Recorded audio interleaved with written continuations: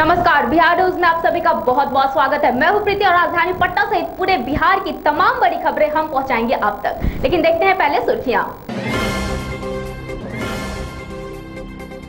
भाजपा कार्यकर्ताओं ने प्रदेश भर में राजद हमले के विरोध में महागठबंधन नेताओं का जलाया पुतला।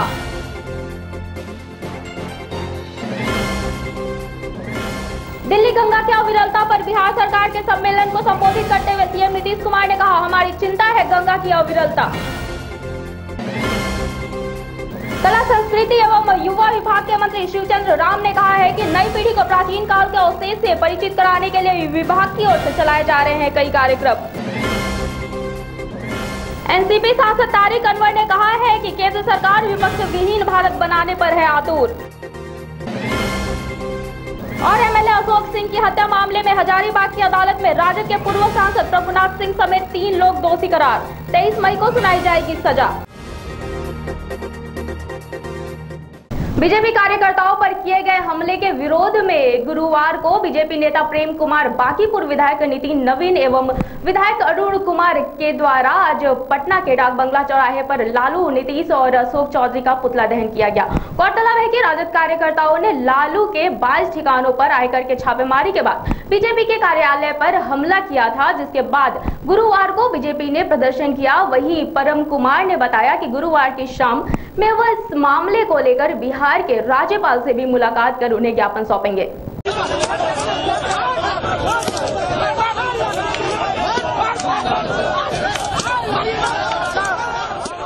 महामहिम राज्यपाल जी का भी जाने वाले शाम में 5 बजे डेलीगेशन मिलेगा भारतीय जनता पार्टी का, और आगे हम रणनीति बनाएंगे, पार्टी बैठ करके आगे की रणनीति बनाएंगे। प्रेम कुमार जिंदाबाद। बीजेपी कार्यकर्ताओं पर किए गए हमले के विरोध में गुरुवार को बीजेपी के पक्ष में रालोसपा भी उतर आई। गुरुवार को राजधानी पटना के आर ब्लॉक गोलंबर पर रालोसपा के द्वारा बिहार के मुखिया नीतीश कुमार का पुतला दहन किया गया और मांग किया गया कि बीजेपी कार्यालय में हंगामा करने वाले दोषियों को जल्द से जल्द गिरफ्तार करें। राष्ट्रीय जनता दल के लोगों ने भाजपा के प्रदेश कार्यालय पर हमला किया है।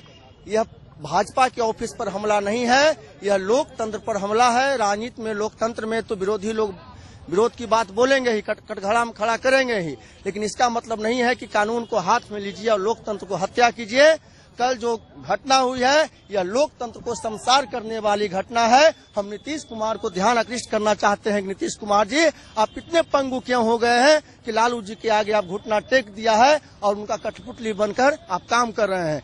कला संस्कृति और युवा विभाग के मंत्री शिवचंद्र राम ने कहा है कि नई पीढ़ी को प्राचीन काल के अवशेषों से परिचित करवाने के लिए विभाग की ओर से कई कार्यक्रम चलाए जा रहे हैं। गुरुवार को पटना में अंतर्राष्ट्रीय संग्रहालय दिवस के अवसर पर विभागीय संग्रहालय निदेशालय की ओर से आयोजित एक कार्यक्रम को संबोधित करते हुए उन्होंने कहा कि छात्राओं को प्राचीन काल के अवशेषों के बारे में जानकारी देने के लिए यह कार्यक्रम आयोजित किया गया है।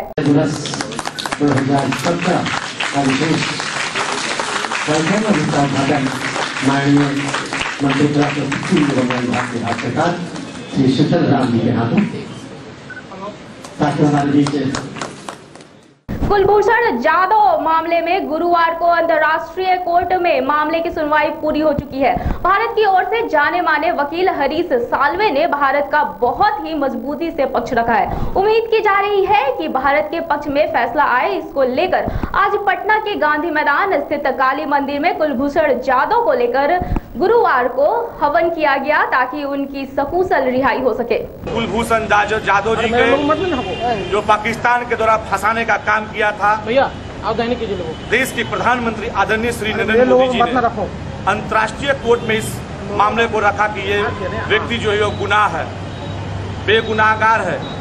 इसको लेकर के अंतर्राष्ट्रीय कोर्ट में एक मामला चला था जिसका फैसला आज आने वाला है। माँ काली के दरबार में हम लोग लगातार हवन कर रहे हैं कि हे माँ काली, कुलभूषण जाधव के पक्ष में रिहाई का ये फैसला आए ताकि भारत का हर एक नौजवान व्यक्ति, देश के प्रधानमंत्री आदरणीय श्री नरेंद्र मोदी जी ने जिस तरीके से याचिका कोर्ट में जो दायर किया था कि इन्हें ये बेगुनाह आदमी ने रिहाई मिले, इसी को लेकर के आज हम लोगों ने हवन का कार्यक्रम किए हैं। दलसीसराय शहर के NH-28 ढेपुरा गांव स्थित सहदेव लाइन होटल के पास एक कार ने खड़ी ट्रक को टक्कर मार दी, जिससे एक की मौत घटनास्थल पर ही हो गई और एक को इलाज के लिए अनुमंडल अस्पताल में ले जाने के क्रम में मृत्यु हो गई। बताया जा रहा है कि कार पर 5 लोग सवार थे और किसी शादी समारोह से अपने घर मुंगेर की ओर लौट रहे थे कि इसी दौरान कार ड्राइवर ने खड़ी ट्रक में टक्कर मार दी। अन्य 3 का इलाज बेगूसराय सदर अस्पताल में चल रहा है।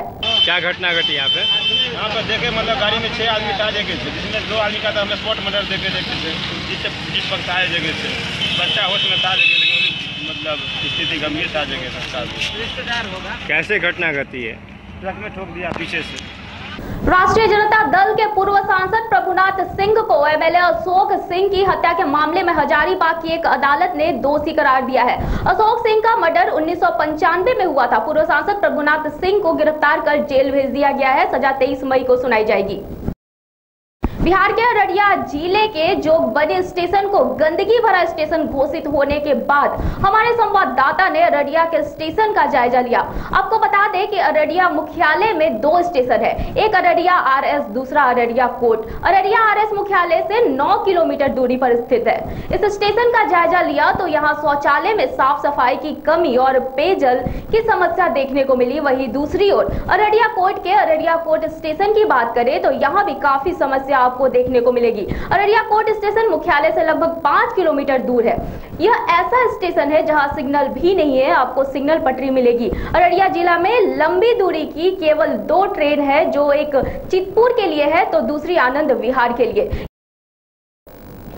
गुरुवार को एनसीपी कार्यालय में पूर्व केंद्रीय मंत्री तारिक अनवर के द्वारा संवाददाता सम्मेलन कर नरेंद्र मोदी की सरकार के 3 वर्ष पूरे होने के बाद आरोप लगाते हुए कहा कि जो बड़े वादे 3 साल पहले मोदी जी ने जनता से किया था कि 2 करोड़ लोगों को रोजगार दिया जाएगा और काले धन लाया जाएगा एवं आम लोगों के खाते में पैसा आएगा, वो आज तक पूरा नहीं हुआ और लोग 3 साल बाद भी ठगा महसूस कर रहे हैं और बीजेपी लोगों को 3 तलाक और गौ रक्षा जैसे मुद्दों को लेकर भटकाने का काम कर रही है।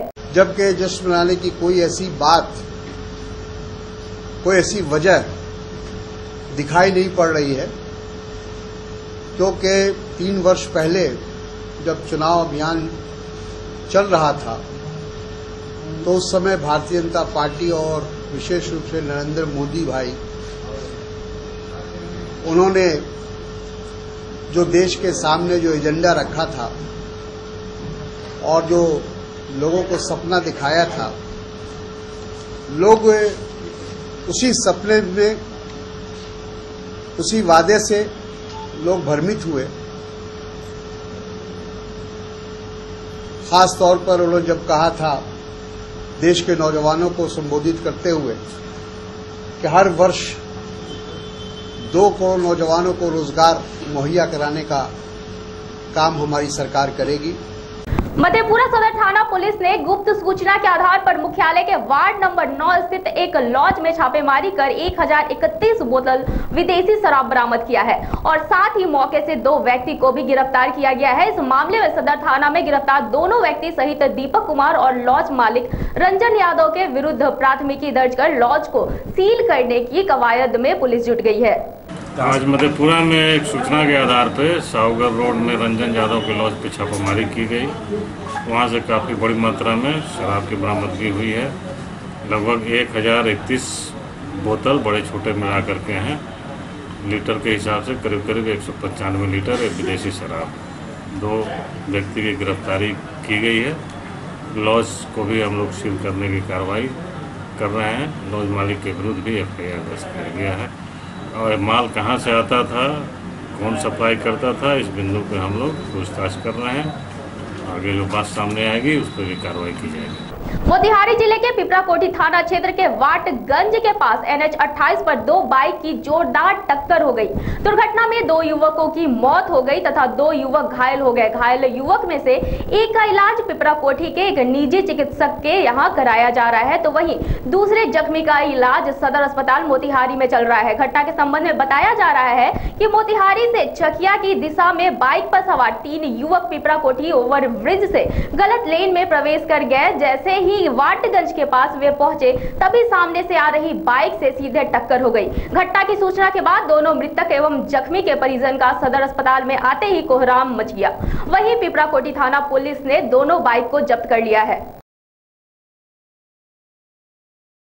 सुपौल के मुख्य चौराहे महावीर चौक आए दिन जाम से ग्रसित रहता है। गुरुवार को एक व्यक्ति अपने मरीज को लेकर रिक्शा से सदर अस्पताल उसे रास्ते से जा रहा था कि अचानक बैंक के सामने 4 पहिया वाहन आकर रुक गई। वाहन किसी दूसरे बैंक का था जो कैश लेने आया था। उस व्यक्ति के द्वारा वाहन वाले को गाड़ी एक तरफ करने को कहा गया, जिस पर बैंक स्टाफ ने उसे धक्का देकर चले जाने को कहा। नतीजा वह व्यक्ति अपने मरीज को दूसरे रास्ते से सदर अस्पताल लेकर गया। उस व्यक्ति ने मीडिया को बताया कि मेरे मरीज की हालत बहुत ही खराब थी। बैंक के पास गाड़ी लगाकर रास्ते को जाम कर दिया गया। जब हमने अपनी हालात बताई तो बैंक स्टाफ ने मुझे धक्का देकर भगा दिया।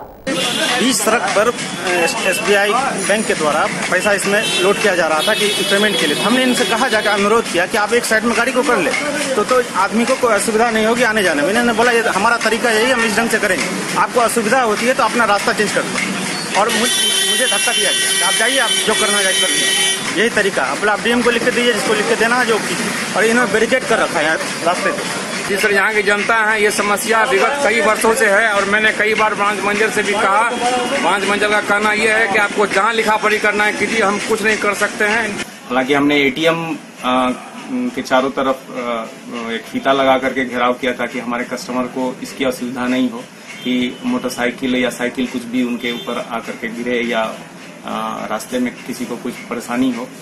लेकिन आए दिन में कभी कभार हो जा रहा है कि कैश वैन चूंकि लग जा रहा है, बैंकों में पैसे की कमी होती है तो कैश वैन आके लगता है, उससे लोगों को असुविधा होती है। जैसे ही ये हड़ताल खत्म होती है और हमारे पास और ज्यादा मात्रा में सुरक्षा व्यवस्था आ जाती है तो हमने सबको इंस्ट्रक्ट किया हुआ है कि किसी भी कस्टमर को हमारे ब्रांच में आने में, किसी को निकलने में या कोई भी यातायात की जो दिक्कत आ रही है उसमें किसी को परेशानी नहीं हो। कटिहार के सहायक थाना क्षेत्र के ललियाही में एक बहू को उसके ससुराल वालों के द्वारा जिंदा जलाने का सनसनीखेज मामला सामने आया है। ससुराल वालों पर पीड़ित पक्ष ने दहेज प्रताड़ना की खातिर हत्या का मामला कटिहार के मुफस्सिल थाना में दर्ज करवाया है। वही आरोपी पक्ष फरार है। पुलिस ने शव को कब्जे में लेकर पोस्टमार्टम के लिए भेज दिया है। वही मृतिका के परिजनों ने बताया कि 2 साल पहले दोनों के घर वालों ने बड़े ही धूमधाम से शादी करवाई थी, लेकिन शादी के बाद दहेज की मांग करने लगे और बेटी को प्रताड़ित करने लगे। कई बार दोनों परिवार में सुलह भी हुआ, लेकिन ससुराल वालों के मन में कुछ और ही था और सूचना मिली कि उसकी बेटी की ससुराल वालों ने पेट्रोल डालकर उसे जला दिया है। पट्टी बैंडेज करके सिलीगुड़ी ले गया। सिलीगुड़ी में डॉक्टर ने जवाब दे दिया ये 90% बॉडी जला हुआ है, इसका कोई इलाज नहीं हो सकता है। उसके बाद इन लोगों ने इलाज नहीं कराया और वहाँ से, जबकि ये लड़की वेंटिलेटर पर थी, वेंटिलेटर हटा के इसको पूरी तरह से मारने की कोशिश की गई है।